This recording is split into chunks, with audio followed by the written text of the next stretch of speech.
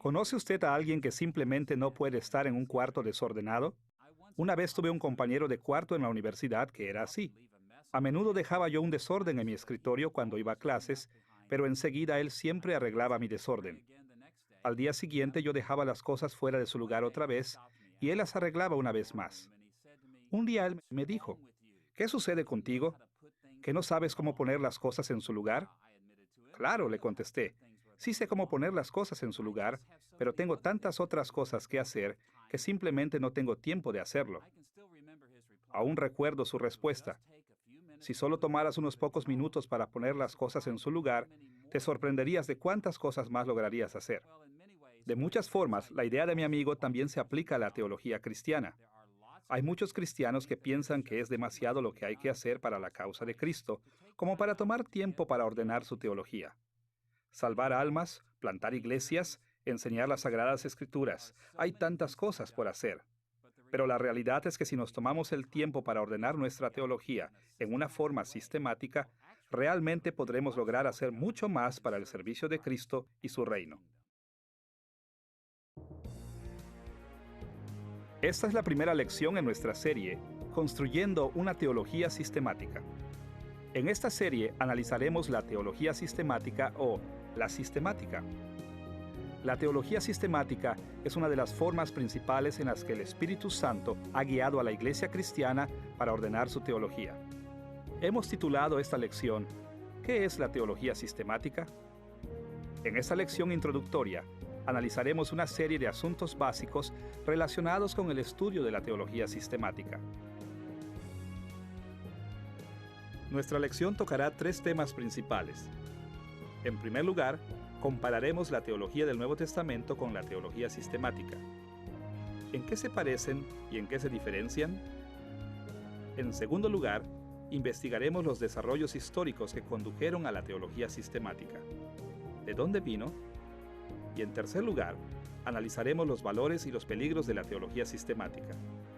¿Cuáles son las ventajas y las desventajas de esta disciplina? Empecemos explorando la relación entre la teología del Nuevo Testamento y la teología sistemática. Es importante comenzar con la relación entre la teología sistemática y el Nuevo Testamento porque como seguidores de Cristo estamos comprometidos con la autoridad incuestionable de las Sagradas Escrituras, no a ningún otro sistema de teología, sin importar cuán bueno pueda ser. Todos los sistemas de teología, fuera de la Biblia, reflejan las imperfecciones de seres humanos pecaminosos. Deberíamos estar muy interesados en cómo la teología sistemática se compara con la Biblia. Para ver la relación entre la teología del Nuevo Testamento y la teología sistemática, tocaremos dos puntos. Primero, los contornos de la teología sistemática y segundo, los contornos de la teología del Nuevo Testamento. Miremos primero los contornos de la teología sistemática. Históricamente hablando, la teología sistemática ha sido una de las formas más influyentes en las que los cristianos han construido la teología. De hecho, sería difícil encontrar a un seguidor de Cristo en cualquier parte del mundo que no haya sido tocado por la teología sistemática. Cuando hablamos de Dios como Trinidad, que Dios existe en tres personas que comparten un solo ser, dependemos del trabajo de teólogos sistemáticos. Cuando hablamos de que Cristo es una persona totalmente divina y totalmente humana, estamos trabajando con doctrinas explicadas en la teología sistemática. Cuando usamos palabras como regeneración, fe, arrepentimiento, santificación y glorificación, estamos usando términos que han sido definidos para nosotros por teólogos sistemáticos. Aún así, aunque la teología sistemática ha tenido una gran influencia, la mayoría de los cristianos hoy en día solo tienen una vaga idea de lo que es esto. Como podrá imaginarse, los teólogos han definido este acercamiento a la teología de diferentes maneras. Pero nosotros podemos captar los principales puntos de interés de la teología sistemática protestante tradicional, considerando una definición que viene de la bien conocida teología sistemática escrita por Louis Berkhof a mediados del siglo XX. En el cuarto capítulo de esta obra, Berkhof definió su disciplina de este modo: la teología sistemática busca dar una presentación sistemática de todas las verdades doctrinales de la religión cristiana. Esta definición directa resalta tres aspectos de la teología sistemática. Primero, que se preocupa por la verdad. En segundo lugar, intenta presentar la verdad de una manera sistemática según las relaciones lógicas entre las diferentes verdades.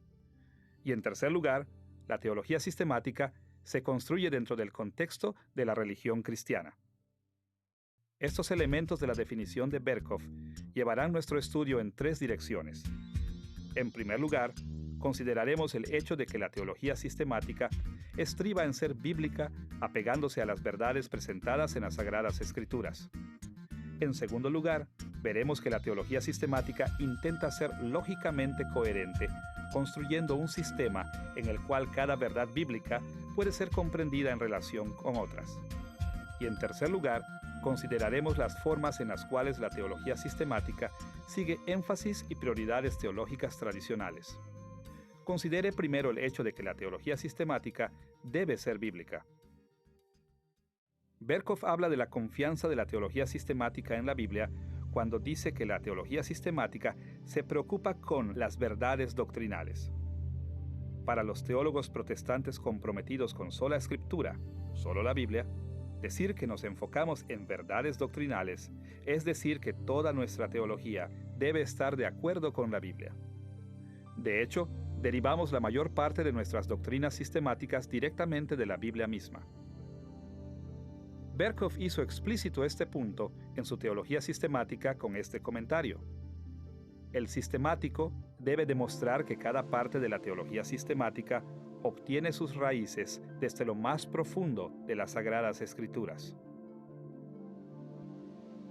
Desafortunadamente, los cristianos no siempre han pensado así sobre la teología sistemática. En lugar de introducir la teología sistemática en las enseñanzas bíblicas, los teólogos se han dirigido en por lo menos tres direcciones básicas. Algunos teólogos han visto la teología sistemática simplemente como algo relacionado directamente con el dogma o la tradición de la Iglesia. Lo ven meramente como un análisis detallado de las enseñanzas de la Iglesia a través de la historia. Otros teólogos han visto la teología sistemática primordialmente como algo relacionado directamente con la experiencia religiosa. Estos teólogos tratan de traer un orden sistemático para las intuiciones e imaginaciones religiosas de los seres humanos. Sin embargo, otros teólogos han visto filosofías que son ajenas a la fe cristiana como el terreno en el que crece la teología sistemática. En efecto, estos teólogos convierten la teología sistemática en una filosofía de religión. Todos los que están involucrados en la teología sistemática están conectados de alguna forma con la tradición de la Iglesia, la experiencia religiosa y consideraciones filosóficas. Pero definiremos la teología sistemática como una disciplina que está firmemente ligada a las enseñanzas de las Sagradas Escrituras. No estamos tratando de aferrar nuestra teología sistemática a la tradición eclesiástica, la experiencia religiosa o la filosofía. Nosotros entendemos que toda buena teología, incluyendo la sistemática, debe ser bíblica.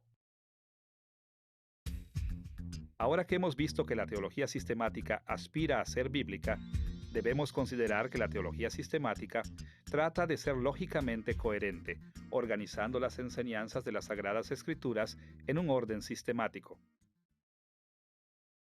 Tal como lo señala la definición de Berkhof, esta disciplina busca hacer una presentación sistemática de todas las verdades doctrinales. O, como él lo dijo en alguna parte, el sistemático busca combinar verdades doctrinales en un todo sistemático. Desde este punto de vista, el trabajo del teólogo sistemático es resumir creencias cristianas para que éstas formen un sistema integral, ordenado e incluso lógico. Los sistemáticos buscan poner en claro cómo las enseñanzas de las Sagradas Escrituras revelan un sistema lógico unificado de creencias. En todas las épocas, muchos cristianos han quedado satisfechos al dejar sus creencias relativamente desconectadas. Creemos ciertas cosas acerca de Dios. Creemos en otras cosas acerca de la fe y la salvación. Tenemos otras creencias acerca de la ética y la moralidad. Aunque la mayoría de los cristianos creen en un gran número de cosas, a menudo permitimos que nuestras creencias permanezcan aisladas una de la otra. En cambio, la teología sistemática se enfoca en presentar la coherencia de creencias cristianas. Los sistemáticos tratan de tomar los fragmentos de lo que las Sagradas Escrituras enseñan y explican sus relaciones lógicas con la mayor consistencia y comprensión posible. De hecho, esta es precisamente la razón por la que esta disciplina se llama teología sistemática. La meta es mostrar el sistema de teología enseñado por la Biblia. En tercer lugar, la teología sistemática no solo intenta ser bíblica y lógicamente coherente, sino que también mantiene continuidad en asuntos cristianos tradicionales, enfocando su atención en las doctrinas que la historia ha mostrado son importantes para la Iglesia. La definición de Berkhof tocó este tema al decir que la teología sistemática trata con verdades doctrinales en términos de la religión cristiana. Él explicó en detalle este aspecto de su definición de este modo. El dogmatista, o el teólogo sistemático, no puede proceder sobre la hipótesis de que el desarrollo doctrinal del pasado fue un gigantesco error y que por lo mismo tiene que comenzar su trabajo de nuevo o desde cero. En la teología sistemática, tratamos de ver las doctrinas en términos de la religión cristiana, en términos de énfasis y prioridades teológicas tradicionales. Por lo tanto, la teología sistemática interactúa no solo con la Biblia, sino que también con las formas principales que las enseñanzas de la Biblia han sido expresadas por teólogos a través de la historia de la Iglesia. Esta preocupación con énfasis tradicionales explica por qué casi toda la teología sistemática protestante fidedigna sigue la misma estructura básica. Siguiendo las preocupaciones centrales de reflexión teológica que se han desarrollado a través de los siglos, los sistemáticos usualmente organizan las doctrinas de las Sagradas Escrituras de este modo. Comienzan ya sea con bibliología, la doctrina de las Sagradas Escrituras, o con teología propia, la doctrina de Dios. Luego recurren a la antropología, la doctrina de la humanidad, y se enfocan especialmente en la necesidad de la humanidad para la salvación. Luego sigue la soteriología, la doctrina de salvación. Después eclesiología, la doctrina de la Iglesia. Y finalmente la escatología, la doctrina del fin de los tiempos. Este orden básico es característico de las teologías sistemáticas, porque los sistemáticos obtienen estas prioridades de los contornos de la teología cristiana tradicional. Así que, podemos ver al menos tres características básicas de la teología sistemática. Los teólogos sistemáticos protestantes tratan de crear una teología que es bíblica, lógicamente coherente y tradicional en su énfasis y prioridades. Ahora que hemos analizado los contornos de la teología sistemática, debemos pasar a nuestro siguiente punto: los esquemas de la teología del Nuevo Testamento. Por supuesto, los buenos sistemáticos pondrán atención a toda la Biblia, incluyendo el Antiguo Testamento, pero en esta lección nos limitaremos a comparar la teología sistemática con la teología del Nuevo Testamento. En muchos aspectos, es apropiado, como lo sugiere Berkhof, pensar en la teología sistemática como un árbol arraigado al Nuevo Testamento. Esta analogía nos ayuda en primer lugar porque nos recuerda que la teología sistemática está basada en las Sagradas Escrituras. Los sistemáticos buscan que sus declaraciones correspondan lo más posible con las del Nuevo Testamento. En este sentido, la buena teología sistemática es muy similar a la teología del Nuevo Testamento. Pero en segundo lugar, al igual que un árbol, la teología sistemática también se extiende hasta y fuera de los límites del terreno de las Sagradas Escrituras. Es decir, aunque la teología sistemática salió del Nuevo Testamento, se convirtió en algo muy diferente al Nuevo Testamento. Para ver estas diferencias, hablaremos de 4 características de la teología del Nuevo Testamento que la distinguen de la teología sistemática.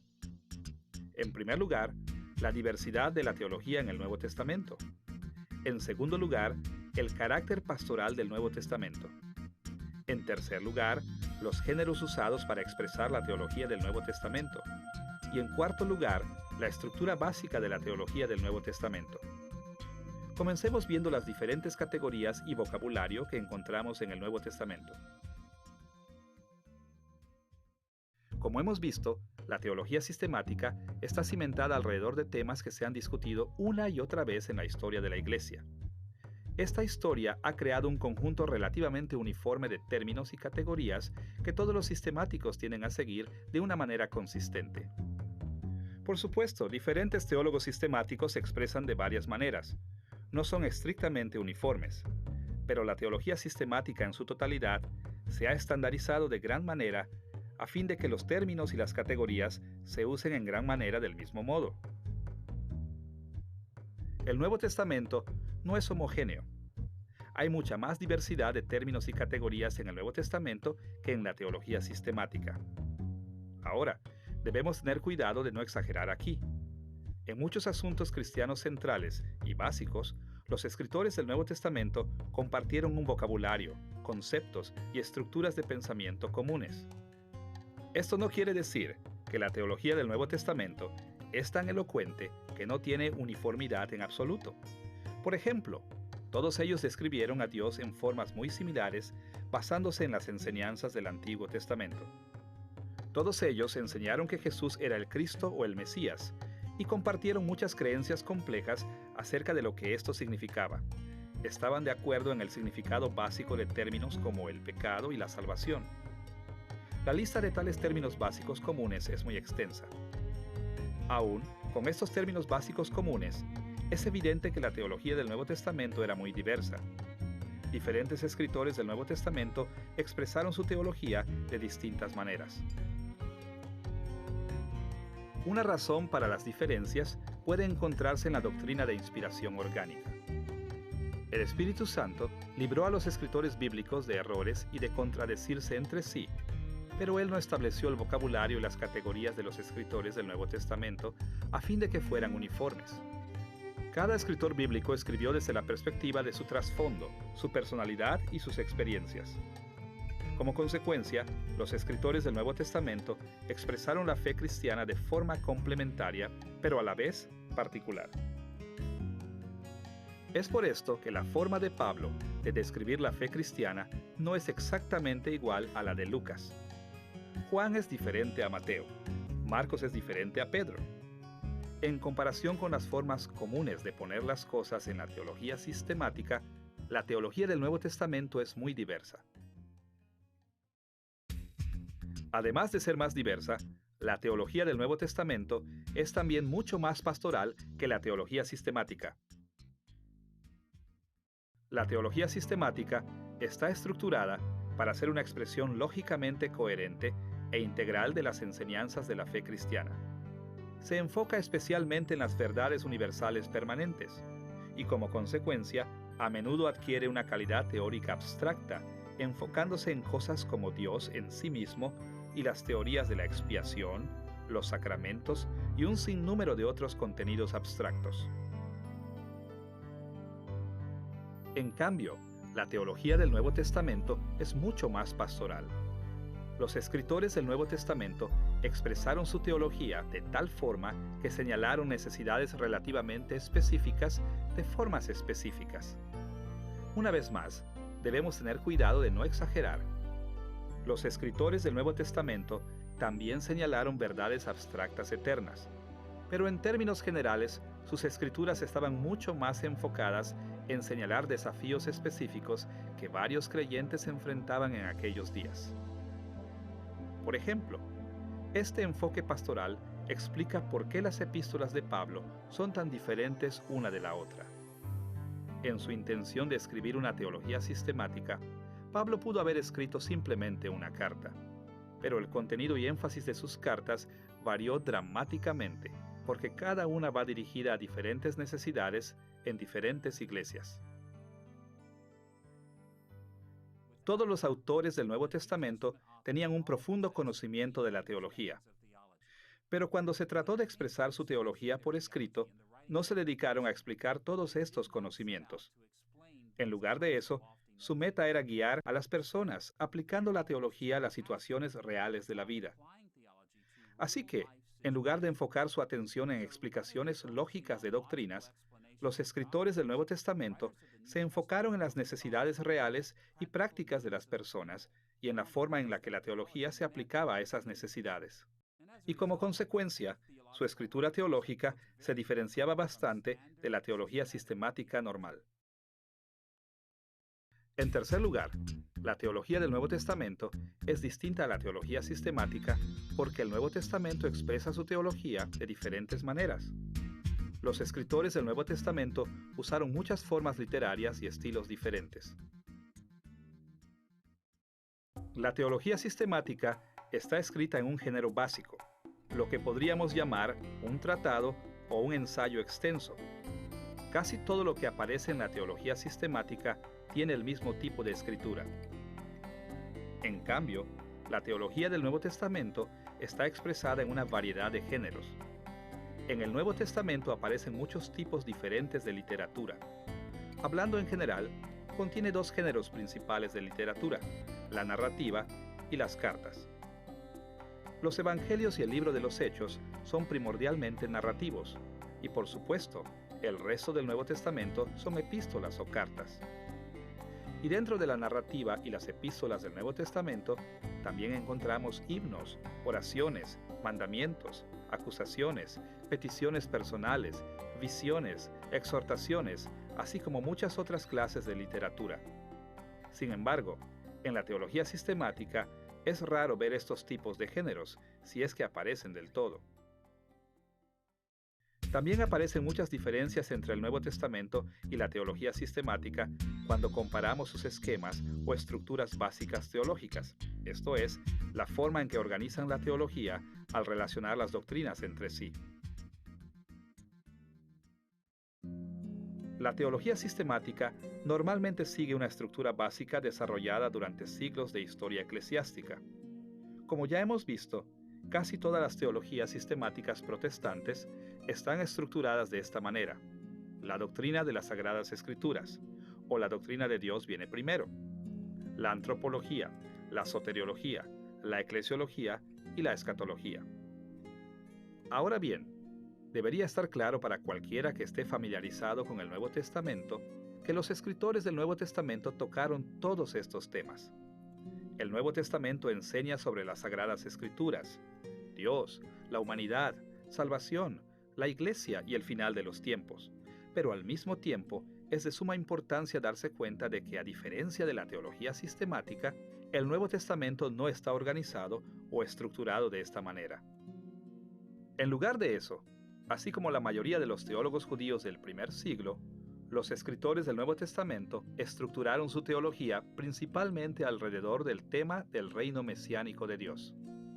Siglos antes de Cristo, los profetas del Antiguo Testamento revelaron que Dios castigaría al pueblo pecaminoso de Israel con opresión extranjera y enviándolos al exilio por un buen tiempo. Pero los profetas también proclamaron que en los últimos tiempos Dios daría fin al exilio de Israel y traería un nuevo día de victoria y bendición. Y Él haría esto a través de su Mesías, quien establecería la fase final del reino de Dios en la tierra, trayendo el juicio final en contra de los enemigos de Dios y las bendiciones últimas para los judíos y gentiles fieles. Para la época del Nuevo Testamento, los judíos ya habían sufrido la adversidad del exilio por varias generaciones y como consecuencia, la llegada del Mesías y con él la última etapa del reino de Dios se había convertido en una de las principales preocupaciones, si no es que en la principal preocupación, integrando toda la teología judía.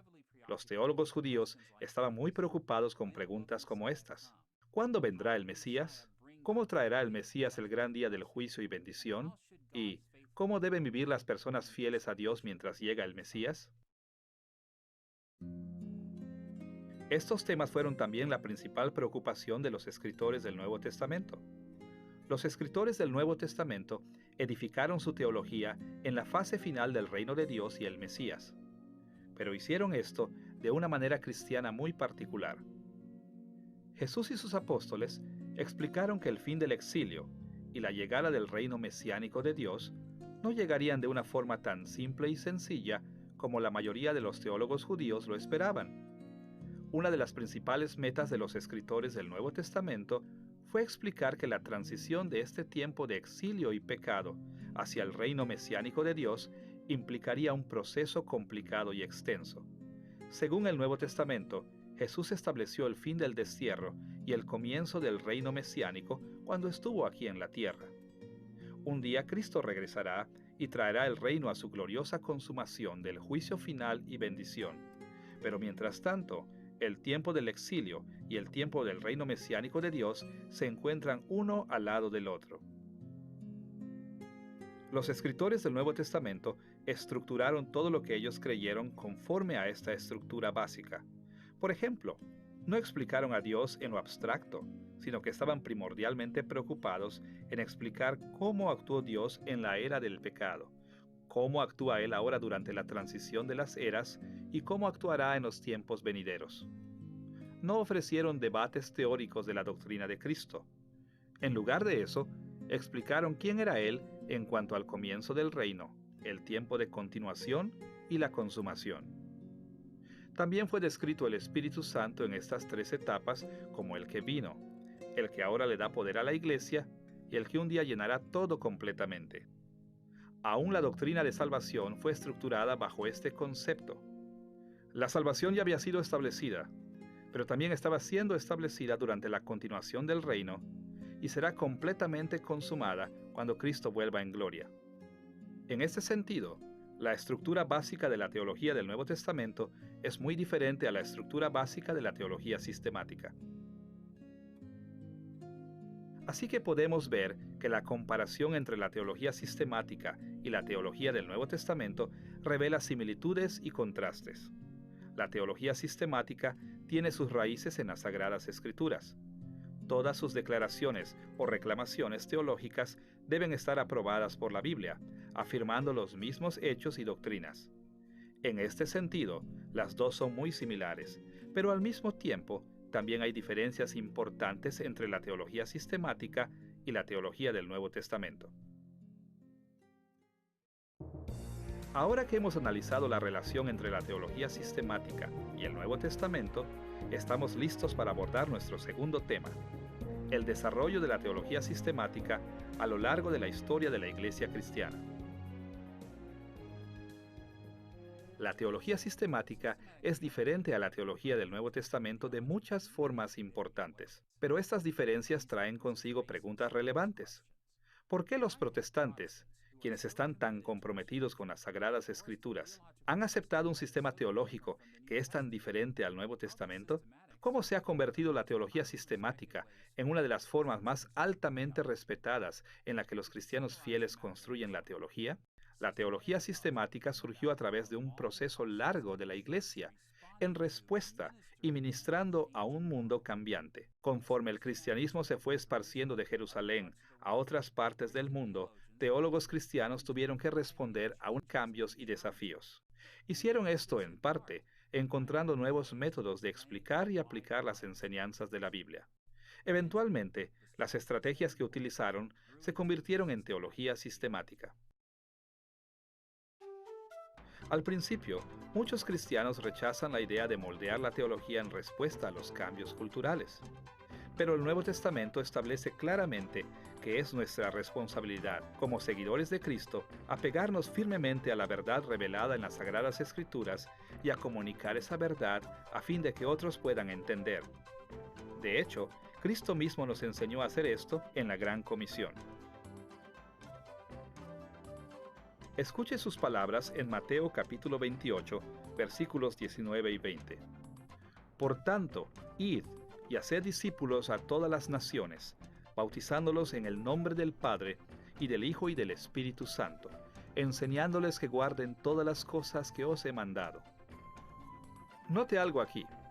Jesús no dijo, por tanto, vayan y lean la Biblia a todas las naciones. Ahora, la lectura pública de las Sagradas Escrituras es una parte importante de la misión de la Iglesia, pero esto no es lo que Jesús nos ordenó que hiciéramos en la Gran Comisión. Para cumplir su comisión, debemos enseñar su palabra. En otras palabras, debemos encontrar formas para comunicar la verdad de las Sagradas Escrituras, Y esto siempre implica, en alguna medida, el moldear y explicar lo que encontramos en la Biblia a fin de que otros a nuestro alrededor puedan entender. La teología sistemática se formó y continúa hoy por el deseo de enseñar, de comunicar eficazmente y de cumplir con la Gran Comisión. Describiremos brevemente 3 etapas históricas principales que nos guiaron hacia la teología sistemática como la conocemos hoy. La primera, la teología patrística, que corrió aproximadamente del año 150 después de Cristo hasta el año 600 después de Cristo y comenzó a moverse hacia la teología sistemática. La segunda, la teología medieval, aproximadamente del año 600 después de Cristo hasta el año 1500 después de Cristo, cuando avances en la teología mostraron que fueron precursores inmediatos a la teología sistemática. Y la tercera, la teología protestante, la forma en que los protestantes del año 1500 después de Cristo hasta nuestros días han construido la teología sistemática. Comencemos con uno de los primeros movimientos hacia la teología sistemática después del tiempo de Cristo y sus apóstoles durante el período patrístico. Para entender este primer paso principal hacia la teología sistemática, trataremos 2 asuntos. Primero, los cambios culturales experimentados por la Iglesia durante el período patrístico. Y segundo, los cambios teológicos que surgieron de estos cambios en la cultura. Consideremos primero los cambios culturales que surgieron en el período patrístico. Uno de los cambios más grandes que enfrentó la Iglesia primitiva después de los tiempos de los apóstoles fue un traslado del corazón del cristianismo de su morada en Palestina hacia una nueva morada en el mundo gentil. Este cambio fue tan decisivo que los gentiles, en lugar de judíos, se convirtieron en los teólogos guías de la Iglesia. Esta transición de liderazgo condujo a cambios muy significativos en la forma en la que los cristianos construyeron su teología. A medida que teólogos gentiles buscaron predicar el Evangelio en el mundo gentil, comenzaron a explicar y defender su fe de manera que tuviera importancia para la cultura grecorromana en aquel entonces. Comenzaron a describir el cristianismo en términos de las filosofías helenísticas de sus días. Resulta interesante observar que los cristianos no fueron los primeros en poner en contacto de una manera significativa a las Sagradas Escrituras con la cultura helenística. Siglos antes de Cristo, un sinnúmero de judíos se habían esparcido a lo largo del mundo gentil. Conforme vivieron su fe en el Antiguo Testamento en ese mundo, misioneros judíos o proselitistas intentaron cruzar el espacio que había entre el judaísmo y el mundo gentil. Ahora, conforme estos judíos alcanzaron a los gentiles, tomaron 2 caminos que los cristianos después de ellos siguieron. Por un lado, muchos judíos helenizaron tanto su fe que cayeron en el sincretismo. Inadecuadamente mezclaron la fe verdadera del Antiguo Testamento con prácticas y creencias paganas. Uno de los mejores ejemplos conocidos de tal sincretismo aparece en los escritos de Filón de Alejandría, quien vivió del año 30 a.C. al año 50 después de Cristo. Filón trató de minimizar las diferencias entre la fe del Antiguo Testamento y la cultura intelectual de los gentiles, tomando los libros de Moisés como alegóricos y argumentando que su fe judía era respetable porque tenía armonía con la filosofía griega clásica. Al mismo tiempo, sin embargo, muchos judíos durante estos siglos encontraron formas de predicar legítimamente en sus culturas helenísticas sin comprometer seriamente su fe bíblica. Un buen ejemplo de esta clase de ministerio fue la creación de la Septuaginta, el Antiguo Testamento griego. Las versiones griegas del Antiguo Testamento fueron traducidas en sinagogas por todo el mundo mediterráneo para que los judíos y los gentiles que no entendían hebreo tuvieran acceso a las Sagradas Escrituras. Durante el período patrístico, los teólogos cristianos se movieron en estas 2 direcciones también. Por un lado, muchos líderes de la Iglesia cayeron en el sincretismo cristiano porque fueron demasiado lejos en sus intentos de helenizar la fe del Nuevo Testamento. Mezclaron el verdadero cristianismo con las prácticas y creencias paganas. Algunas formas de sincretismo ya habían surgido en la Iglesia del Nuevo Testamento, Pero durante el período patrístico, algunas sectas no ortodoxas bien conocidas, como el ebionismo, la de Basílides y el gnosticismo, se desarrollaron en el cristianismo. Por otra parte, aun cuando los teólogos cristianos ortodoxos se resistieron al sincretismo, encontraron formas legítimas de predicar en su mundo pagano, interactuando con puntos de vista universales helenísticos a su alrededor. Conforme estos verdaderos creyentes llevaban la comisión de Cristo a todas las naciones, expresaban su teología con puntos de vista filosóficos contemporáneos y religiosos sin comprometer la verdad bíblica. Con estos cambios culturales en mente, debemos echar un vistazo a algunas de las formas en las que la auténtica teología cristiana se enfrentó al reto de predicar en el mundo gentil durante el período patrístico. ¿Cuáles fueron las tendencias teológicas generales que surgieron en esta etapa de la teología cristiana? Durante el período patrístico, la corriente filosófica y religiosa dominante en el mundo mediterráneo fue un punto de vista comúnmente conocido como neoplatonismo. El término neoplatonismo cubre una gran variedad de puntos de vista y representa una amplia filosofía religiosa. Se llama neoplatonismo porque tiene sus raíces en las enseñanzas de Platón, pero también incluye nuevas ideas introducidas por filósofos como Plotino, quien vivió desde el año 203 después de Cristo hasta el 279 después de Cristo. Aunque esta filosofía religiosa era compleja, podemos resumir sus temas centrales en tres partes: el dualismo, el racionalismo y el misticismo. En primer lugar, el neoplatonismo era dualístico. Enseñó una antítesis fundamental entre los terrenos espiritual y material. En el dualismo neoplatónico, el espíritu puro era considerado bueno y la materia pura era considerada completamente mala. Aunque se pensaba que Dios controlaba ambos terrenos, el espiritual y el material, en su bondad Dios dividió su intelecto divino, su luz o logos, en los mundos espiritual y material. Esta fuerza divina salió de Dios y fluyó hacia la realidad, trayendo grados de orden y forma, comenzando primero en el terreno espiritual y luego bajando al mundo material. Este punto de vista dualístico tuvo ciertas implicaciones en la manera en la que los seres humanos vivían. Se decía que la gente nacía en el mundo material, incluso presos del terreno físico. Pero el neoplatonismo enseñaba que lo mejor para la vida humana era buscar a Dios, eliminando toda atadura al mundo material. Este concepto de romper con el mundo material buscando a Dios nos lleva al racionalismo como segunda parte del neoplatonismo. Conforme la gente buscaba escapar de esa prisión del mundo material, comenzaron enfocándose en el razonamiento humano, la capacidad espiritual e intelectual que cada uno tenemos. Por medio del razonamiento y la reflexión, la gente pudo dar grandes pasos para sobreponerse a las cuestiones malignas que los envolvían. Dentro de su importancia, la reflexión racional fue solo el comienzo de la persona verdaderamente recta. El neoplatonismo llamó a las personas a ir más allá del razonamiento humano y adentrarse en el misticismo. Para alcanzar la total separación entre la materia y la unión completa con Dios, la gente tuvo que caminar más allá de sus propios poderes intelectuales humanos y alcanzar la grandeza de Dios mismo.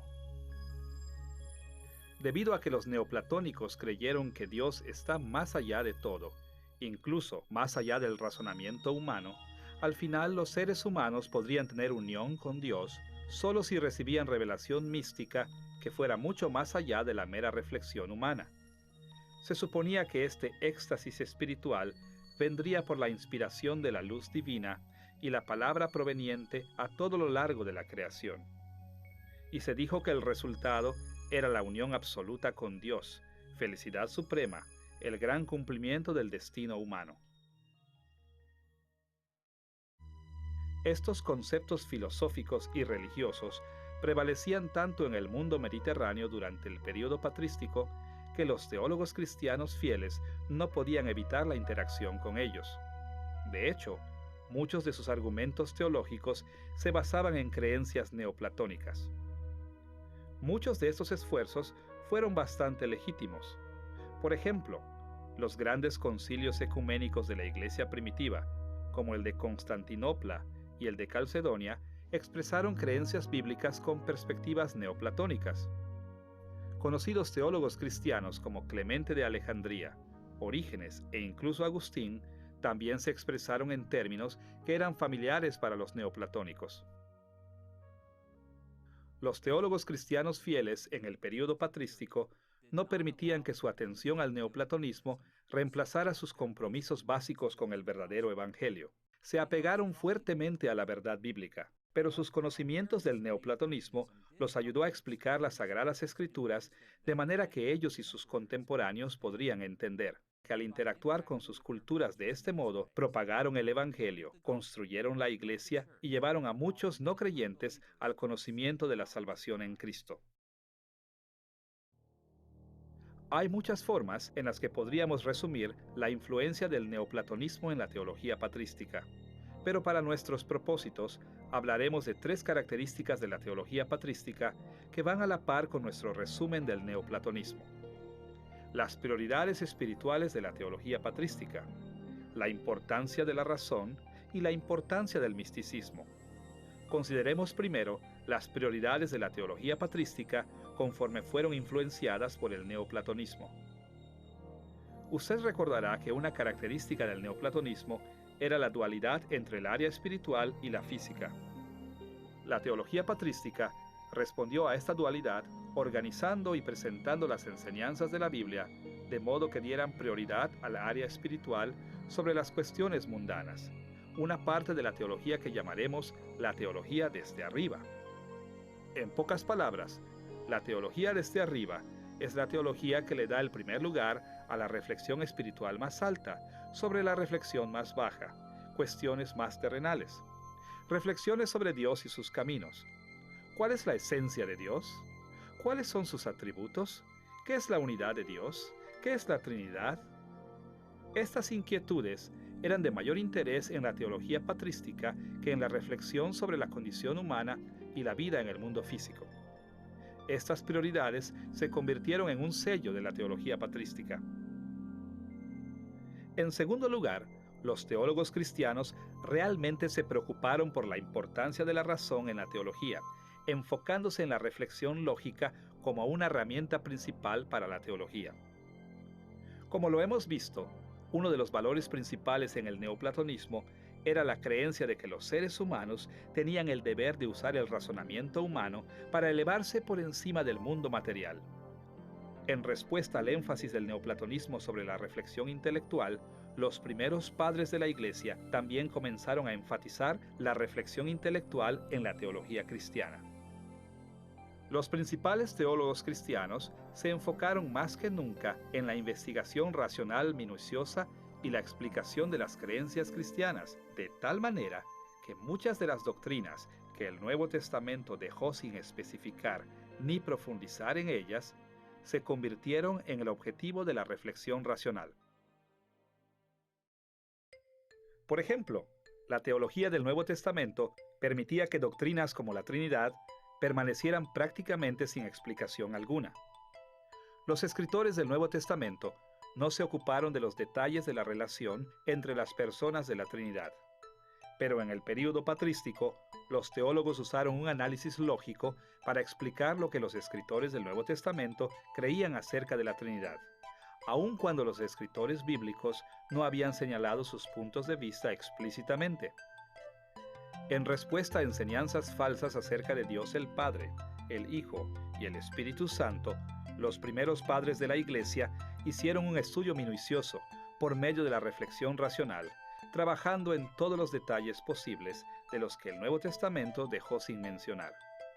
En ese sentido, aplicar la razón a la teología se convirtió en un valor importante para los teólogos conforme ministraban en su mundo neoplatónico. En tercer lugar, la teología patrística también se enfocó en el misticismo o la iluminación espiritual trascendente en respuesta al énfasis neoplatónico sobre el misticismo. Como hemos visto, en el neoplatonismo, el razonamiento detallado por medio de la atención a la mente humana fue meramente un punto de apoyo para alcanzar niveles místicos más altos de unión con Dios. La razón estaba limitada y no podía alcanzar un terreno espiritual más alto. Y para alcanzar estos niveles más altos se requería de una iluminación especial. De manera muy parecida, cuando los primeros padres exponían doctrinas como la Trinidad, o la divinidad y humanidad de Cristo, o los sacramentos y la Iglesia, a menudo confesaban que algunos elementos de estas doctrinas estaban más allá de la razón humana. Muchas veces, sus discursos racionales incluían asuntos sobre las verdades más importantes de la fe cristiana que simplemente no podían ser explicadas o defendidas racionalmente. Más bien, solo podían ser comprendidas a través de una iluminación mística, experiencias sobrenaturales que excedieran los límites de la razón humana. La teología patrística utilizó el razonamiento al servicio de la revelación de Dios, pero se inclinó mucho más por la intuición espiritual que por la prueba lógica. Así es que mientras los teólogos del período patrístico confrontaban los desafíos de la enseñanza, explorando y defendiendo la teología cristiana en su mundo gentil, sus estrategias y énfasis cambiaron. Estos cambios hacia la prioridad de lo espiritual sobre lo físico, o la teología desde arriba, el uso del análisis racional y la confianza en el misticismo, establecieron un camino para la Iglesia que eventualmente conduciría a lo que hoy conocemos como la teología sistemática.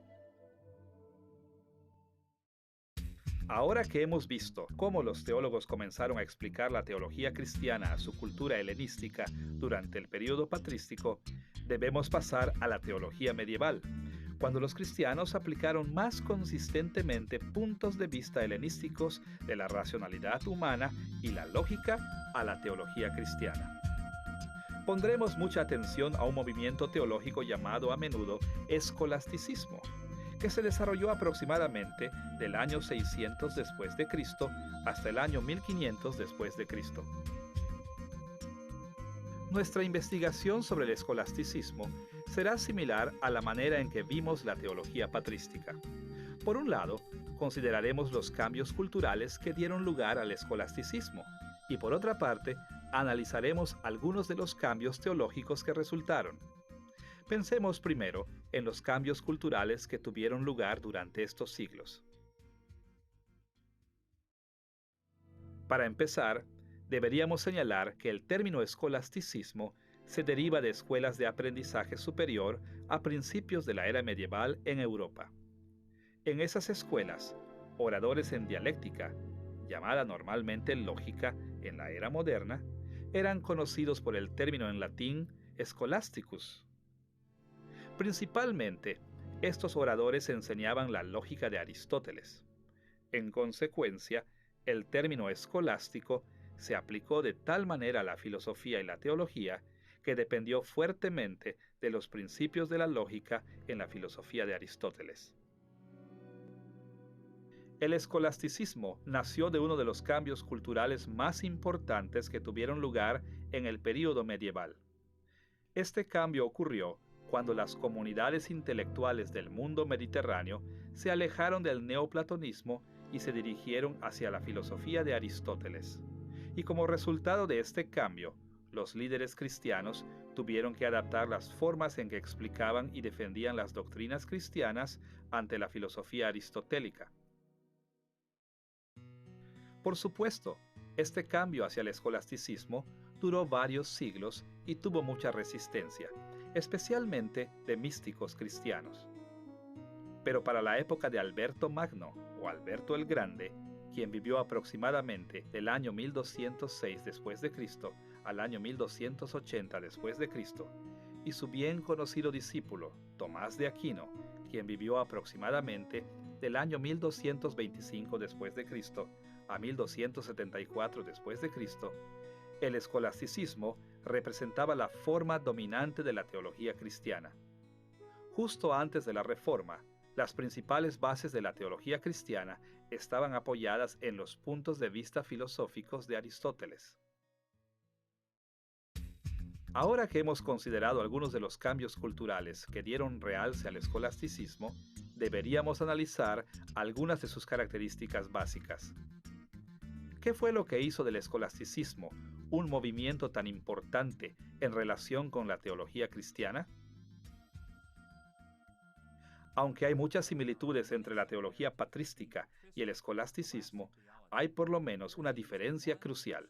La teología patrística sostenía que las grandes ideas teológicas llegan a través de la inspiración mística, pero el escolasticismo era altamente racionalista y enfatizaba el valor de la lógica al investigar, explicar y defender toda la teología, el mundo físico y el mundo espiritual, e incluso Dios mismo, debían ser analizados a través de la aplicación de la lógica. Los escolásticos estaban bien entrenados en los escritos de Aristóteles sobre la lógica, la física y la metafísica, y buscaban ajustar la presentación de la teología cristiana a la cosmovisión racionalista. Por esta razón, para entender la teología escolástica medieval, necesitamos entender algunos puntos de vista de Aristóteles sobre la lógica. Por cuestiones de tiempo, solo podremos mencionar 4 aspectos de los puntos de vista de Aristóteles sobre la lógica que influenciaron a la teología escolástica. Primero, la importancia de la terminología exacta. Segundo, la necesidad del razonamiento proposicional. Tercero, el valor de los silogismos lógicos. Y finalmente, las prioridades del análisis racional. En primer lugar, Aristóteles entendía que para el éxito del racionalismo, la reflexión lógica dependía de los términos que usáramos y qué tan cuidadosamente los definiéramos. Ahora, las definiciones eran tan importantes para los teólogos neoplatónicos como para los patrísticos. Pero Aristóteles fue mucho más concreto en la manera de manejar estos asuntos. Basado en sus puntos de vista de física y metafísica, él describió la lógica. Incluso utilizó métodos científicos antiguos de clasificar objetos, definiendo la esencia o sustancia de una cosa y sus irregularidades o características no esenciales que se usan para distinguir cualquier cosa bajo la consideración de todas las demás cosas. De la misma manera, para comunicarse claramente con su cultura aristotélica, los teólogos escolásticos definieron términos teológicos de la mejor manera posible. Para ilustrar de una manera simple cómo la escolástica acomodó su teología al énfasis de Aristóteles con una terminología precisa, veamos un pasaje de la Suma Theologica de Tomás de Aquino. En el capítulo titulado ¿Es Dios infinito?, Tomás de Aquino reportó y respondió a la siguiente objeción. Objeción 1. Tal parece ser que Dios no es infinito, por cuanto todo lo infinito es imperfecto, porque tiene partes y materia. Pero Dios es totalmente perfecto, por lo tanto, Él no es infinito. Para contestar a esa objeción, Tomás de Aquino se enfocó en asuntos de definición. Escuche cómo respondió. Ahora la materia es perfeccionada por la forma por la cual es hecha finita. Por consiguiente, infinito como atributo de la materia, tiene la naturaleza de algo imperfecto, por lo que es como si fuera materia sin forma. Note cómo Tomás de Aquino usó varios términos técnicos en este breve pasaje. Usó términos como materia, forma, sin forma, finito, infinito, perfeccionado e imperfecto. Y usó estos términos de manera que fueran comprendidos en sus días, porque correspondían al uso de Aristóteles de tales términos. Como resultado, Tomás de Aquino pudo hacer buenas distinciones entre sus puntos de vista y los puntos de vista de otros. Este enfoque en definiciones precisas de terminología fue característico de la teología escolástica. Como resultado de este enfoque, la teología escolástica usó términos técnicos frecuentemente. La escolástica desarrolló un vocabulario especializado extensivo para la teología cristiana. Y esto es importante para nosotros, porque muchos de sus términos se han seguido usando en la teología cristiana a lo largo de los siglos. Además de motivar a los teólogos escolásticos a enfatizar la terminología exacta, el trabajo de Aristóteles también los motivó a dar un papel central a las proposiciones que comunican la verdad teológica. En sus formas más simples, las proposiciones son declaraciones factuales establecidas por un sujeto y un predicado. Usamos proposiciones todo el tiempo en nuestro diario hablar. Considere la frase, yo soy un hombre. En esta proposición, yo es el sujeto y soy un hombre es el predicado. Y todos estamos familiarizados con proposiciones en la teología, como por ejemplo, Jesús es el Hijo de Dios y el Espíritu Santo es la tercera persona de la Trinidad. Proposiciones o declaraciones factuales como estas fueron esenciales para la teología escolástica conforme fueron moldeadas por el análisis de Aristóteles sobre la lógica. Aristóteles puso mucha atención en cómo funciona el razonamiento lógico con las proposiciones. A su parecer, la lógica no funciona con expresiones de intuiciones o emociones, poesía o simbolismo, enigmas u oraciones. La lógica tiene que ver primordialmente con declaraciones factuales. Solo con proposiciones correctamente formadas podemos usar la lógica para analizar un tema. A la par con el énfasis de Aristóteles, el escolasticismo hizo un gran esfuerzo para expresar su teología formal en proposiciones. Ahora, los teólogos escolásticos entendieron que la fe cristiana tenía que involucrar otra clase de expresiones. Muchos expresaron sus convicciones religiosas en poesía, himnos, oraciones y cosas por el estilo. Pero en los contextos académicos sofisticados, las creencias teológicas fueron presentadas en proposiciones cuidadosamente construidas, es decir, declaraciones factuales. Para ilustrar la posición central de las proposiciones en la teología escolástica, recurriremos otra vez a la Suma Teológica de Tomás de Aquino. Escuche su argumento en el capítulo titulado ¿Acaso el conocimiento de Dios es evidente por sí solo? Objeción 1. Tal parece ser que la existencia de Dios es evidente por sí sola. Ahora se dice que estas cosas son evidentes por sí solas para nosotros. El conocimiento que está implantado naturalmente en nosotros, como lo podemos ver en los primeros principios. Pero como dice el Damasceno, refiriéndose a Juan Damasceno, del octavo siglo, el conocimiento de Dios está naturalmente implantado en todo. Por eso la existencia de Dios es evidente por sí sola. Tomás de Aquino respondió a esta objeción de este modo. Nadie puede admitir en su mente lo contrario de lo que es evidente por sí solo, como el filósofo, refiriéndonos a Aristóteles, declara concerniente a los primeros principios de demostración. Pero lo contrario de la proposición, Dios es, puede ser admitido en la mente. El necio dijo en su corazón, no hay Dios. Por consiguiente, que Dios existe no es evidente por sí solo. Como esperaríamos, este pasaje se refiere al significado técnico de Aristóteles de lo que es evidente por sí solo, como una idea de que nadie puede admitir en su mente lo contrario. Pero más allá de esto, vemos que Tomás de Aquino respondió a su oponente con proposiciones. Él no regañó ni amenazó a su oponente. En lugar de eso, consistentemente respondió con proposiciones. Lo que vemos aquí en Aquino fue característico de la teología escolástica en general. La escolástica limitó sus debates teológicos formales casi totalmente a las proposiciones. Razonaron asuntos teológicos colocando cuidadosamente términos definidos en declaraciones factuales bien estructuradas. Este aspecto se volvió tan central para la teología cristiana formal que aún en nuestros días, las proposiciones siguen siendo cruciales para la teología sistemática. Una tercera forma en la que el escolasticismo interactuó con las reflexiones de Aristóteles sobre la lógica puede estar resumida bajo la categoría de silogismo. En pocas palabras, un silogismo es un argumento lógico en el cual las proposiciones están organizadas para formar premisas y conclusiones. A manera de ilustración, un silogismo conocido que a menudo se enseña en libros de texto de lógica elementales dice más o menos así. Premisa 1. Sócrates es un hombre. Premisa 2. Todos los hombres son mortales. Conclusión.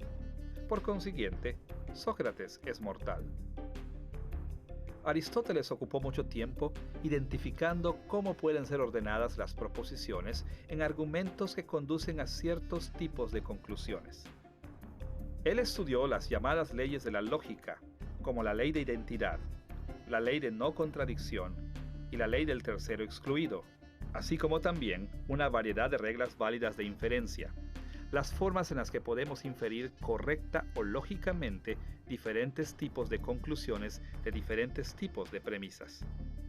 Por supuesto, los argumentos teológicos reales a menudo son muy complicados, pero los teólogos escolásticos estaban empeñados en formar argumentos teológicos que se amoldaran a los cánones de argumentación aristotélica. Considere una vez más el argumento de Tomás de Aquino en Suma Teológica de ¿acaso el conocimiento de Dios es evidente por sí solo?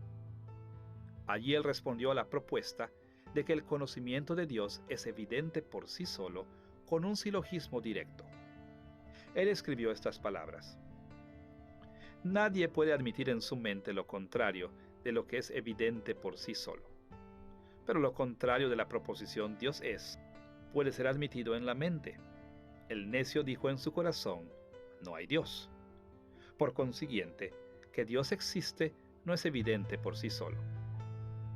El silogismo presentado aquí puede ser expresado de este modo. Premisa 1. Nadie puede admitir en su mente lo contrario de lo que es evidente por sí solo. Premisa 2. Lo contrario de Dios es, puede ser admitido en la mente. Conclusión. Por consiguiente, que Dios existe no es evidente por sí solo. Este pasaje es simplemente un ejemplo de cómo Tomás de Aquino exploró y defendió sus posiciones teológicas con silogismos cuidadosamente construidos. Y su modo de tratar este tema fue típico del escolasticismo medieval. De hecho, esta clase de enfoque en el silogismo sigue siendo una característica central constante de la teología sistemática en nuestros días. Además de un enfoque en términos técnicos, la confianza en las proposiciones y los silogismos lógicos, la escolástica también demostró la influencia de Aristóteles con las prioridades de su teología. Aristóteles aplicó razonamiento a la tarea de analizar la realidad en términos de una jerarquía estática racional. Él veía todo como el tener un sitio en un orden racional vertical. A su parecer, todas las cosas ocupan algún punto en una escala entre la materia imperfecta en su punto más bajo y la forma pura unificada y perfecta en el punto más alto. Y él creía que una de las tareas de la filosofía era identificar en dónde encaja cada pieza de la realidad en este orden racional. En términos muy simples, Dios mismo estaba en el punto más alto de la escala. Él es el primer principio, la causa no causada de todas las cosas. Dios es unidad pura, forma pura, ser puro. Los ángeles están un paso abajo de Dios. Los seres humanos se encuentran debajo de los ángeles porque son espirituales y físicos. Las formas diversas de vida animal toman su lugar debajo de la humanidad. Las plantas están después. Los materiales inorgánicos le siguen. Los 4 elementos básicos de aire, fuego, tierra y agua están abajo de los materiales inorgánicos. Y la materia prima está en el fondo de la escala. Para comunicarse con su cultura aristotélica, los teólogos escolásticos trataron de explicar su teología conforme a este modelo aristotélico. Ellos estructuraron rigurosamente sus resúmenes doctrinales en el orden de la teología desde arriba. Es decir, se inclinaron a comenzar y enfatizar enseñanzas cristianas que estuvieran a la par con los niveles más altos de la jerarquía de Aristóteles, y luego se encaminaron hacia las enseñanzas que coincidían con los niveles más bajos de la escala de Aristóteles. Ellos trataron de esclarecer el confuso orden racional que inundaba su teología desde arriba, explicando cómo cada elemento encajaba con las demás partes. Esta tendencia hacia la teología desde arriba se puede ver claramente en la estructura de la Suma Teológica de Tomás de Aquino. La parte 1 de su Suma comienza con una introducción y luego habla directamente del tema de la más alta prioridad en la teología escolástica, el único Dios. Luego, Tomás de Aquino se dirigió hacia la bendita Trinidad. Después, se enfocó en la creación, un capítulo que sigue concentrado en Dios como la fuente principal de todas las cosas. Luego, Tomás de Aquino se dirigió a la mayor de sus criaturas, los ángeles. Después, habló de los 6 días de la creación, que trata acerca de la creación física por debajo de los ángeles. Luego, hay un capítulo sobre la humanidad, la criatura espiritual y física. Y finalmente, Tomás de Aquino cerró la primera parte de su suma con el gobierno de las criaturas de Dios, incluyendo aquellas cosas que son totalmente físicas. Las prioridades aristotélicas reflejadas en la Suma Teológica de Tomás de Aquino caracterizan la estrategia general del escolasticismo, y esta tendencia ha caracterizado a la teología cristiana formal por siglos, aún en la teología sistemática protestante moderna. Ahora que hemos visto algunas de las maneras en las que la teología cristiana pasó de los esquemas del Nuevo Testamento hacia la forma de pensar helenística, primero hacia el dualismo neoplatónico en el período patrístico y luego hacia el racionalismo aristotélico en el período medieval, deberíamos fijar nuestra atención en la forma en la que la teología protestante se compara con estos avances. Hay tantas formas de ver la teología protestante que debemos limitarnos a una pequeña prueba. Consideraremos 3 etapas en la teología protestante. En primer lugar, la teología de los primeros reformadores del siglo XVI. En segundo lugar, las confesiones protestantes clásicas. Y en tercer lugar, la teología sistemática protestante moderna. Comencemos con la teología de los primeros reformadores. La meta de la antigua teología protestante era reconstruir la teología cristiana según el contenido de las Sagradas Escrituras. Martín Lutero y Juan Calvino, por ejemplo, estaban profundamente entregados a reafirmar la autoridad de la Biblia en la teología. Se opusieron a los ataques de investigando a fondo directamente en las Sagradas Escrituras. Y como consecuencia, ni Lutero ni Calvino escribieron nada que correspondiera directamente a la teología sistemática moderna. En lugar de eso, fueron el seguidor de Lutero, Felipe Melanchthon, y el seguidor de Calvino, Teodoro de Beza, quienes sistematizaron la teología protestante de la antigüedad. Aún así, muchas de las características de la teología patrística y escolástica aparecen en los escritos de los primeros reformadores. A manera de ejemplo, considere la conocida Institución de la Religión Cristiana de Calvino. La institución fue escrita en primer lugar para defender a los protestantes contra la acusación de la herejía. Pero al defender los puntos de vista de los protestantes, Calvino reflejó afinidad por construir la teología en formas que se habían desarrollado durante los siglos anteriores a la Reforma. Ahora, sería injusto decir que Calvino simplemente siguió los patrones de la teología patrística o escolástica. No obstante, en la institución, mostró una gran preocupación con la lógica aristotélica en la forma en que él utilizó términos técnicos. Expresó su teología significativamente en las proposiciones, construyó silogismos para razonar a través de asuntos, y modeló su teología según las prioridades de la teología desde arriba. El tiempo no nos permitiría demostrar todos los elementos de la obra de Calvino, pero fácilmente podemos ver su aportación de la razón como una herramienta central en la teología y cómo siguió las prioridades de la teología desde arriba. Por un lado, escuche la manera en que Calvino confirmó las ventajas de estudiar la lógica o dialéctica, aun cuando fuere desarrollada por no creyentes.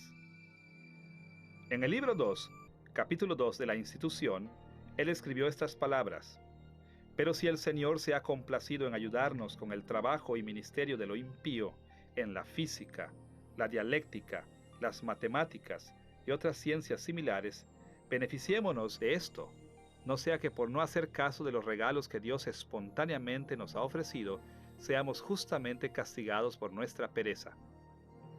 De acuerdo con esta aportación de la dialéctica o lógica, los escritos de Calvino a menudo presentaban no solo una preocupación con lo que las Sagradas Escrituras enseñan, sino que también con expresar esas enseñanzas bíblicas de manera que correspondieran con las normas de la lógica aristotélica. Por otra parte, a gran escala, la institución de Calvino también refleja las prioridades de la teología desde arriba, de manera que reflejó muy de cerca las estructuras de la teología medieval. La institución se divide en 4 libros. El primer libro trata sobre el conocimiento de Dios como el Creador. En este libro, Calvino describe a Dios en sí mismo y a Dios como el Creador soberano y controlador del universo. El libro 2 se enfoca en el conocimiento de Dios como Redentor. Trata sobre asuntos más terrenales que están relacionados con la intervención de Dios en el mundo, en la consumación de la salvación de su pueblo por medio de Cristo. El libro 3 describe el recibimiento de la gracia, así como sus beneficios y efectos. Aquí Calvino explicó cómo la salvación que se consumó en Cristo se aplica individualmente a cada persona y qué bendiciones y efectos trae a la vida de cada persona el recibimiento de la salvación. Y el libro 4 se enfoca incluso en algo más básico, asuntos más prácticos: la Iglesia, sus sacramentos y su relación con el gobierno civil. Así es que entonces podemos ver que Calvino se dirigió desde conceptos celestiales más altos hacia abajo, hacia los más mundanos. Primero trató con la gran soberanía de Dios sobre la creación. Luego, en segundo lugar, la intervención de Dios en la historia por medio de Cristo. Continuó con la salvación de cada persona individualmente. Y finalmente encontramos atención a las preocupaciones cristianas prácticas de todos los días. Así que, en términos de su aportación de la lógica y la teología desde arriba, Calvino continuó siguiendo los métodos teológicos y las prioridades que se habían desarrollado en la historia de la Iglesia antes de la Reforma. Además de reconocer la dependencia de la teología protestante antigua en los primeros desarrollos de la teología, también debemos señalar que lo mismo sucedía con la herencia confesional de los protestantes. Los protestantes en diferentes regiones del mundo produjeron varias confesiones y catecismos clásicos que resumían su fe. A manera de ejemplo, considere la teología de la Confesión de Fe de Westminster, escrita alrededor del año 1647. Al igual que con los primeros protestantes, sería injusto llamar estrictamente escolástica a la teología de Westminster por la importancia plasmada en la enseñanza de las Sagradas Escrituras. Aunque es cierto que la confesión fue influenciada por puntos de vista que caracterizaron a la teología del período medieval. La confesión está ligada a la lógica aristotélica en el sentido de que confía fuertemente en términos técnicos, en cómo las proposiciones son la forma central de expresión, la forma en que los silogismos detallados no se ciñen bien a la presentación de la teología y en cómo ordena los temas de la teología según las prioridades de la teología desde arriba. Podemos ver que la lógica tiene un papel muy importante en la Confesión de Fe de Westminster. Esto es claro específicamente en el capítulo 1, párrafo 6. Escuche la forma en que pone la situación. El consejo completo de Dios tocante a todas las cosas necesarias para su propia gloria y para la salvación, fe y vida del hombre está expresamente expuesto en las Escrituras, o se puede deducir de ellas por buena y necesaria consecuencia. Note aquí que todo lo necesario para la gloria de Dios y nuestra salvación, nuestra fe y nuestra vida puede ser encontrado de 2 formas. Por un lado, estas verdades pueden estar expresamente asentadas por escrito en las Sagradas Escrituras. Es decir, la Biblia enseña ciertas verdades esenciales explícitamente. Pero por otro lado, otras doctrinas cristianas importantes pueden ser una consecuencia buena y necesaria, sacada de las Sagradas Escrituras.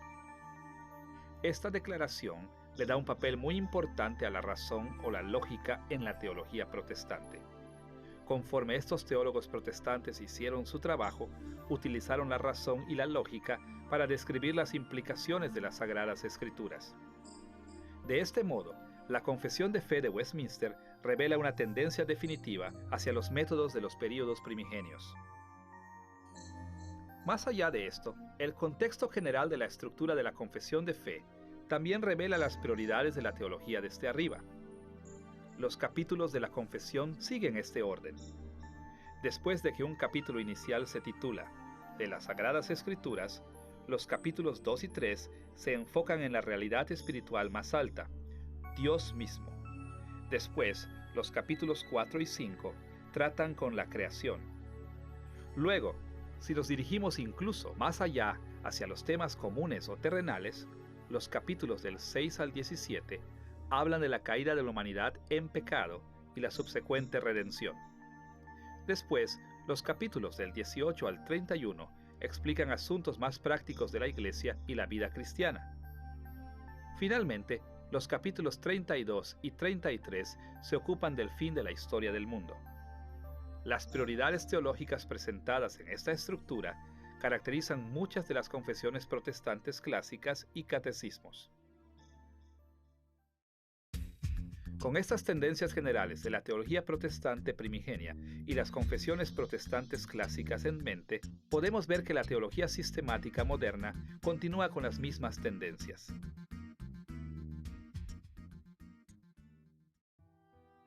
A manera de ejemplo, considere la teología sistemática de Charles Hodge, del seminario de Princeton, que vivió del año 1797 al año 1878.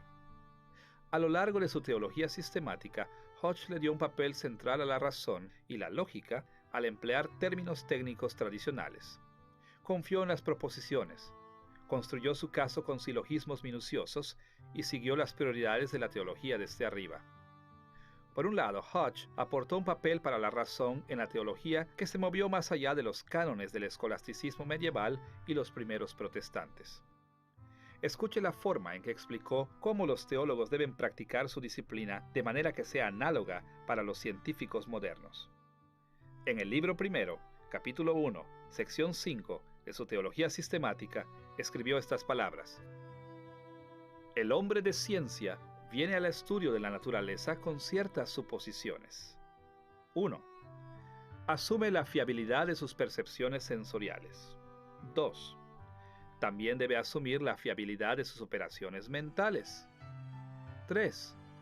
También debe confiar en la certeza de aquellas verdades que no se han aprendido de la experiencia. Cada efecto debe tener una causa, que la misma causa bajo circunstancias similares producirá efectos similares. Habiendo descrito cómo se entendían las ciencias naturales en sus días, entonces Hodge añadió una palabra acerca de los teólogos sistemáticos. La Biblia es para el teólogo lo que la naturaleza es para el hombre de ciencia. Es su almacén de hechos, y su método de averiguar lo que la Biblia enseña es el mismo que usa el filósofo natural para averiguar lo que la naturaleza enseña. Así es que vemos que aunque Hodge modificó su comprensión de la razón y la lógica conforme a la línea de la ciencia moderna en sus días, como teólogo sistemático, él se mantuvo en una antigua tradición de ver la lógica y la razón como herramientas vitales para construir la teología. Por otra parte, la teología sistemática de Hodge también siguió las prioridades de la teología desde arriba. Un vistazo a su teología sistemática revela la estructura general de su resumen de la teología cristiana. Su teología sistemática comienza con una introducción seguida por la parte 1 que se titula La teología correcta. Allí él se ocupó de la doctrina de Dios mismo. La parte 2 se titula Antropología, la cual se mueve hacia abajo en la escala de prioridades para la humanidad. Después viene la parte 3, Soteriología, comenzando con el concepto más alto de la obra de Dios en Cristo y bajando hacia la aplicación de la salvación para la vida de las personas y luego a los medios prácticos de gracia. Y siguiendo el orden tradicional, completó su teología con la parte 4, la escatología, es decir, los últimos tiempos. Así es que vemos que en cada época, mientras los cristianos fieles continuaron siendo obedientes a las Sagradas Escrituras, también expresaron las enseñanzas de las Sagradas Escrituras de una forma apropiada para las culturas gentiles cambiantes en las cuales vivieron. Ahora que hemos averiguado cómo la teología sistemática se desarrolló como una manera principal de expresar la teología cristiana, debemos pasar a nuestro tercer tema principal, los valores y los peligros de la teología sistemática. En las próximas lecciones ahondaremos en estos asuntos con más detalle. Así que, en este punto, nos limitaremos simplemente a plantear una amplia serie de inquietudes. Para ver algunas de las características positivas y negativas de la teología sistemática, necesitamos recordar cómo hemos descrito la estructuración de la teología en otras lecciones. Usted recordará cómo hablamos del hecho de que Dios ha provisto tres fuentes principales de las cuales debemos abastecernos conforme construimos la teología cristiana: la exégesis de las Sagradas Escrituras, la interacción en comunidad y la vida cristiana. La exégesis de las Sagradas Escrituras es la forma de concentrarnos en la revelación especial, y las otras dos fuentes se enfocan más en la revelación general de Dios en todas las cosas. La interacción en comunidad nos da acceso a una dimensión muy importante de la revelación general: el testimonio de otras personas, especialmente otros cristianos.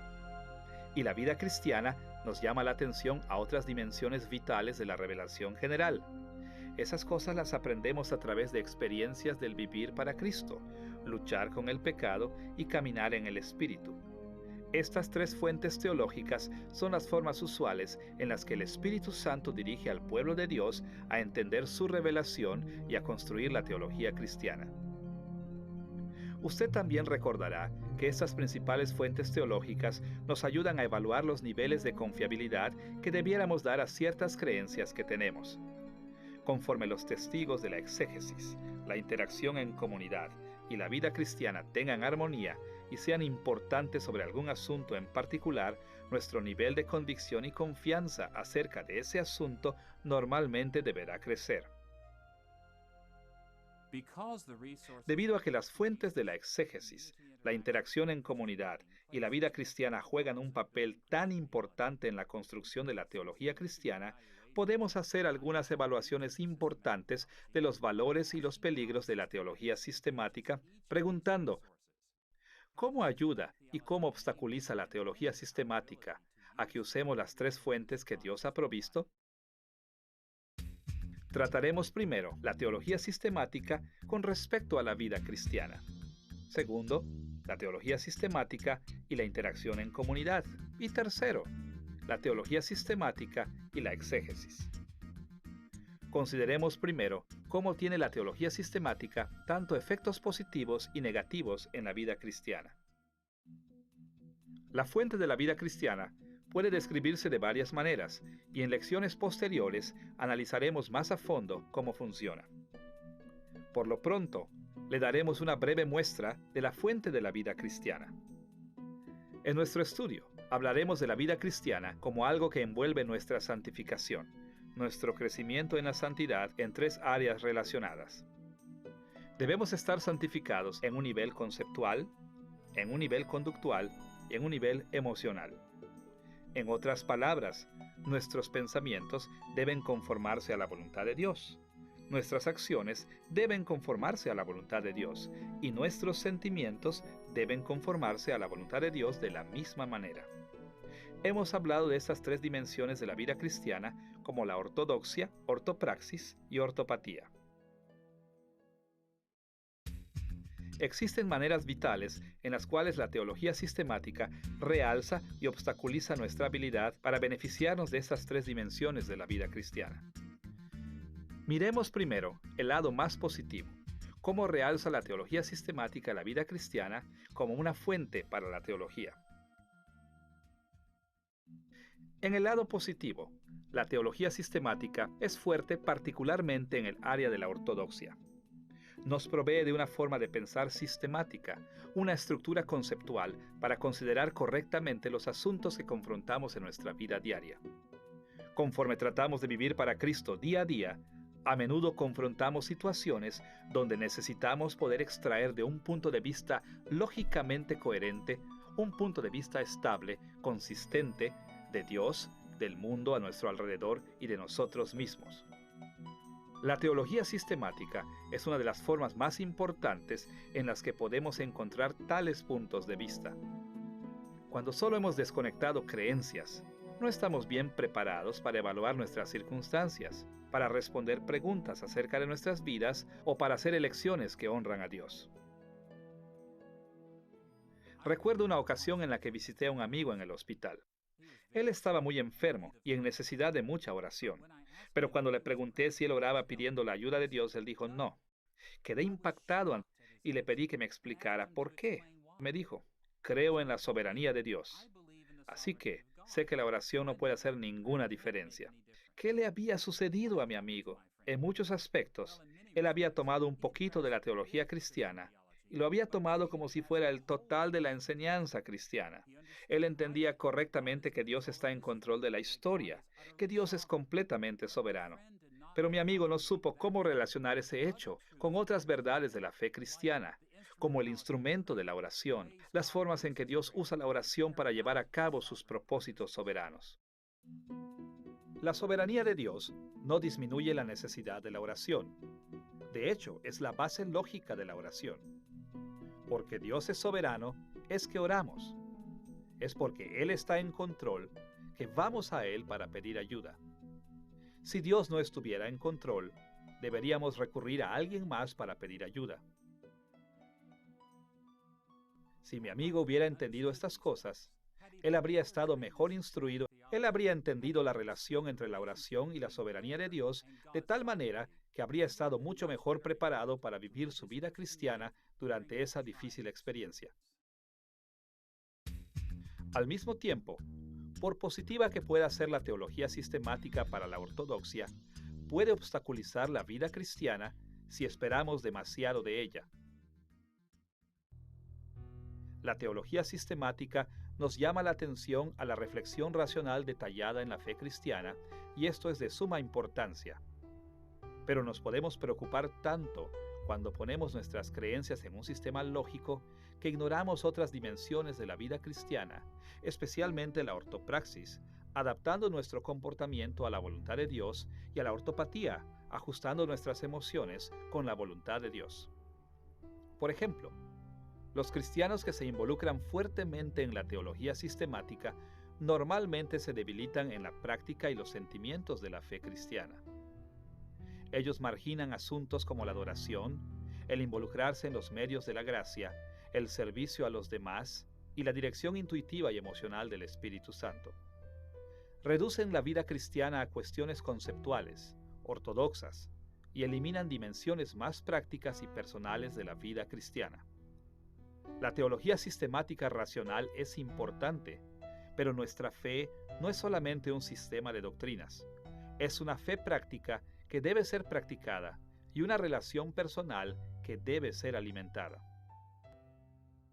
Recuerdo un estudiante que recibió llamados para que fuera pastor de varias iglesias. Él estaba tan frustrado porque no sabía cómo tomar una decisión. Me dijo, he estudiado mucho la teología sistemática. Sin embargo, no me ayuda en este asunto práctico para tomar una de las decisiones más importantes que enfrentaré en toda mi vida. Así que le pregunté, ¿cómo sientes que te dirige el Espíritu Santo? ¿Has tomado el tiempo suficiente ayunando para poder tomar esta elección? ¿Por qué debería hacer eso? Él contestó. Quiero resolver este asunto lógica y sistemáticamente.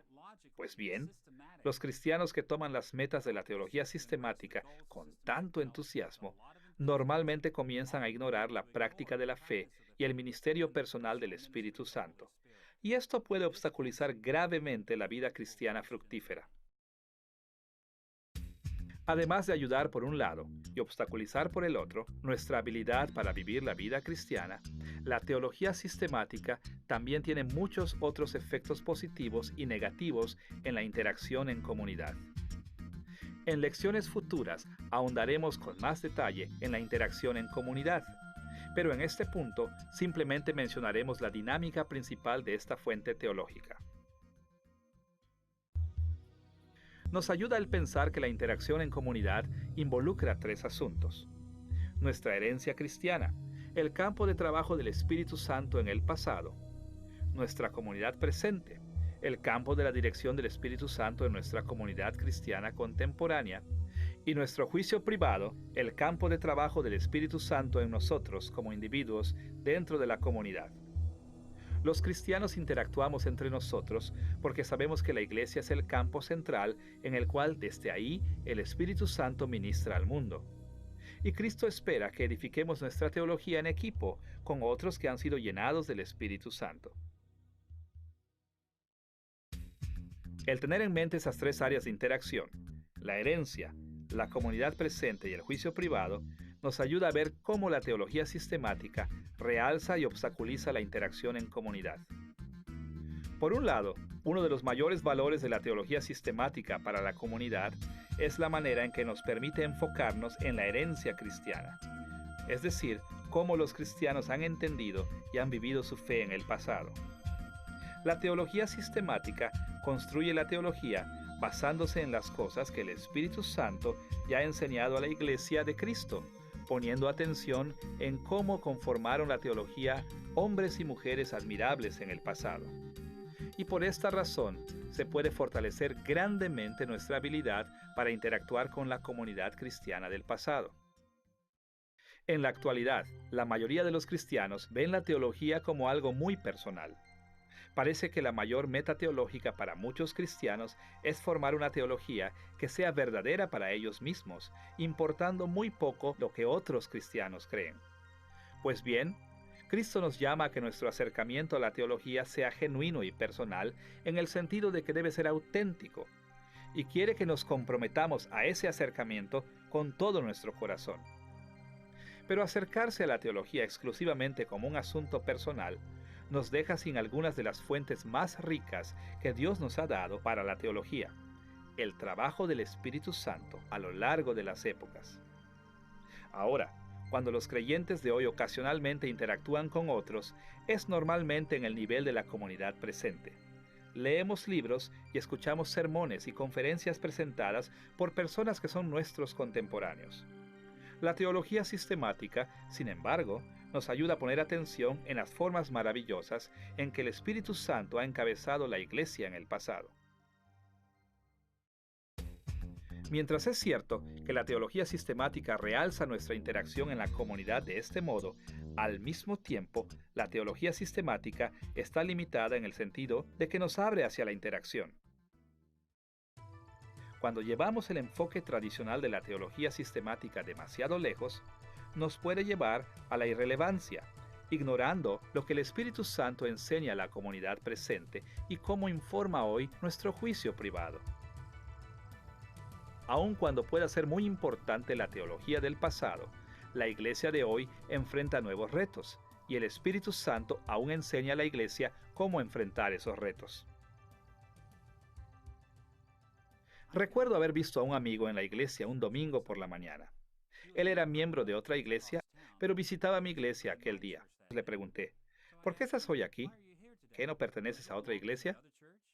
Su respuesta fue reveladora. Él dijo, me encantaba mi iglesia porque el pastor nos enseñaba teología sistemática. He aprendido mucho acerca de lo que los cristianos creían, pero entre más tiempo estoy en mi iglesia, más siento como que estoy perdiendo el contacto con la vida de hoy. Esta es la clase de problema que a menudo surge cuando los cristianos se aficionan demasiado a la teología sistemática. Dan tanta atención a la herencia que no saben cómo manejar asuntos contemporáneos. La teología sistemática a menudo nos pone obstáculos para no poner atención a la comunidad del presente y el juicio privado. Así como es importante considerar cómo la teología sistemática nos prepara para la vida cristiana y la interacción en comunidad, también tiene una gran influencia en nuestra exégesis de las Sagradas Escrituras.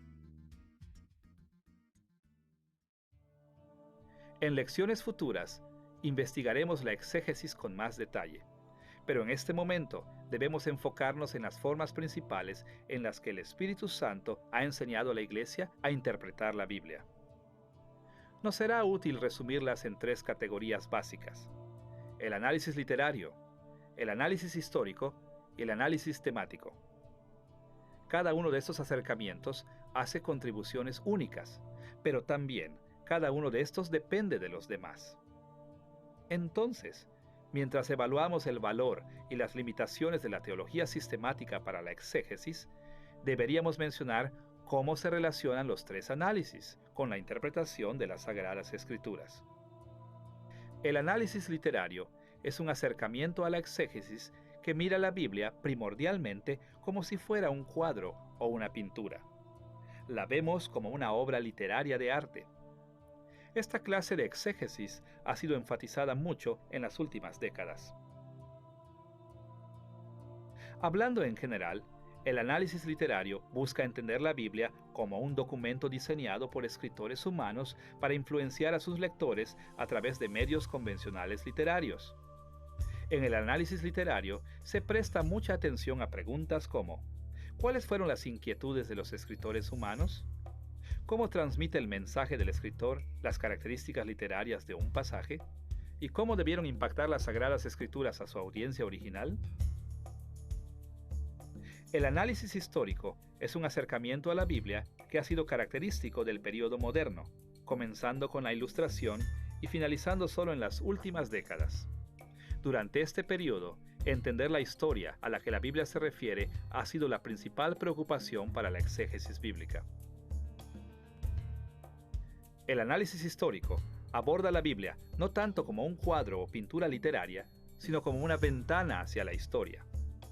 Ahora, el acertado análisis histórico nunca ignora otros estudios, pero su principal propósito es ver a través de las Sagradas Escrituras para aprender sobre la historia que se encuentra detrás del texto. En algunas formas de análisis histórico, los cristianos hacen preguntas exegéticas como estas: ¿qué hechos de Dios se mencionan en las Sagradas Escrituras? ¿Cuál fue su significado en la antigüedad? ¿Cómo estaban conectados estos hechos de Dios con otros hechos de Dios antes y después? En términos generales, el enfoque principal del análisis histórico ha sido reconstruir lo que sucedió en la historia bíblica y entender el significado que tuvieron esos acontecimientos para las personas que vivieron en aquellos tiempos. Una tercera estrategia principal que la Iglesia ha tomado para la exégesis podría llamarse análisis temático. El análisis temático siempre ha sido una de las formas en las que los cristianos derivan la teología de la Biblia, pero el análisis temático fue enfatizado fuertemente en los primeros siglos de la Iglesia antes del cambio hacia el análisis histórico durante el período moderno. En el análisis temático vemos las Sagradas Escrituras no tanto como un cuadro literario o una ventana a la historia, sino como un espejo, una forma de dirigir preguntas, asuntos o temas que son importantes para nosotros, aun si no son sobresalientes en la Biblia misma. Hacemos preguntas como: ¿qué dice la Biblia acerca de nuestros intereses? ¿Cómo nos ayuda en nuestras necesidades? ¿Qué dice acerca de los temas que nos interesan? Estos temas pueden venir de asuntos personales, pueden venir de asuntos que surgieron en culturas que nos rodean o pueden venir de comunidades en nuestra iglesia. Cualquiera que fuere el caso, los cristianos fieles siempre han querido saber lo que las Sagradas Escrituras enseñan acerca de los temas o preguntas que son importantes para ellos. Con estas tres estrategias exegéticas en mente, estamos listos para ver cómo la teología sistemática realza por un lado y obstaculiza por el otro a la exégesis. En primer lugar, la teología sistemática está bien equipada para realzar el análisis temático. Los teólogos sistemáticos nos dan una serie de preguntas tradicionales, un grupo bien ordenado de temas. La teología sistemática representa una forma muy útil de análisis temático. Los teólogos sistemáticos estudian lo que toda la Biblia dice acerca de temas teológicos tradicionales. Cotejan versículos de toda la Biblia y extraen las interconexiones entre estos versículos que se relacionan con temas tradicionales. Este proceso de cotejar y combinar versículos diferentes en un todo nos ayuda a evitar el interpretar algo acerca de un tema en las Sagradas Escrituras como si eso fuera todo lo que se dice sobre ese tema. Queremos saber no solo lo que se dice en un versículo acerca de Dios, sino todo lo que las Sagradas Escrituras dicen acerca de Dios. ¿Qué dicen todas ellas acerca de la humanidad? ¿Qué dicen todas ellas acerca de la salvación? ¿Qué dicen todas ellas acerca de la iglesia? ¿Qué dicen todas ellas acerca del final de los tiempos? La teología sistemática es de gran valor porque nos ayuda a encontrar perspectivas bíblicas sobre estos y muchos otros temas cruciales. Por otra parte, la teología sistemática a menudo pone obstáculos a la exégesis, porque no se enfoca en el análisis literario e histórico de las Sagradas Escrituras.